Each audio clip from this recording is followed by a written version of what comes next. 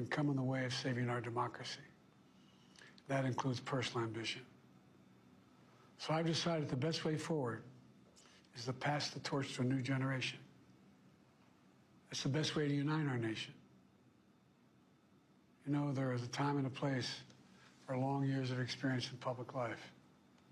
There's also a time and a place for new voices, fresh voices, yes, younger voices. And that time and place is now. Over the next 6 months, I'll be focused on doing my job as president. That means I'll continue to lower costs for hardworking families, grow our economy. I'll keep defending our personal freedoms and our civil rights, from the right to vote to the right to choose.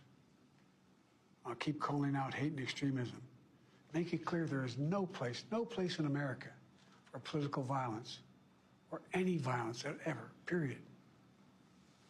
I'm going to keep speaking out to protect our kids from gun violence. Our planet from climate crisis is the existential threat. And I will keep fighting for my cancer moonshot so we can end cancer as we know it, because we can do it. I'm going to call for Supreme Court reform because this is critical to our democracy, Supreme Court reform. You know, I will keep working to ensure America remains strong and secure and the leader of the free world. I'm the first president in this century to report to the American people that the United States is not at war anywhere in the world.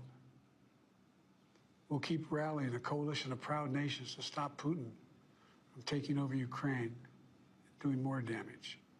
We'll keep NATO stronger, and I'll make it more powerful and more united than any time in all of our history. I'll keep doing the same for our allies in the Pacific. You know, when I came to office, the conventional wisdom was that China would inevitably surpass the United States. That's not the case anymore.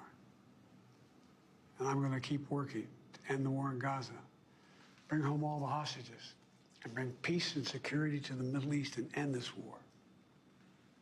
We're also working around the clock to bring home Americans being unjustly detained all around the world.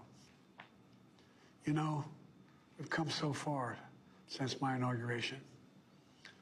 On that day, I told you, as I stood in that winter, we stood in a winter of peril and a winter of possibilities.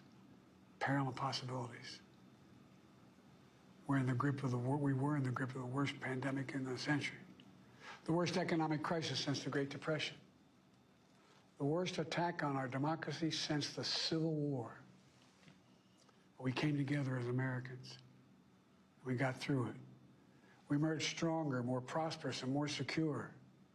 Today, we have the strongest economy in the world, creating nearly 16 million new jobs, a record. Wages are up.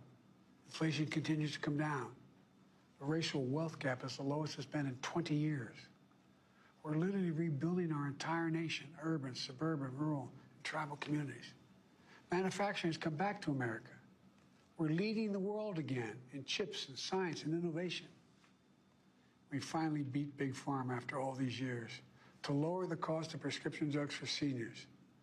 And I'm going to keep fighting to make sure we lower the cost for everyone, not just seniors.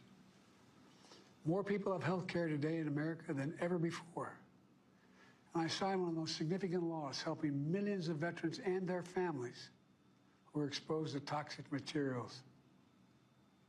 You know, most significant climate law ever in the history of the world. The first major gun safety law in 30 years. Today, the violent crime rate is at a 50-year low. We're also securing our border.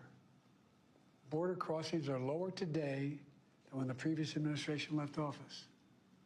I've kept my commitment to appoint the first black woman to the Supreme Court of the United States of America. I also kept my commitment to have an administration that looks like America and be a president for all Americans.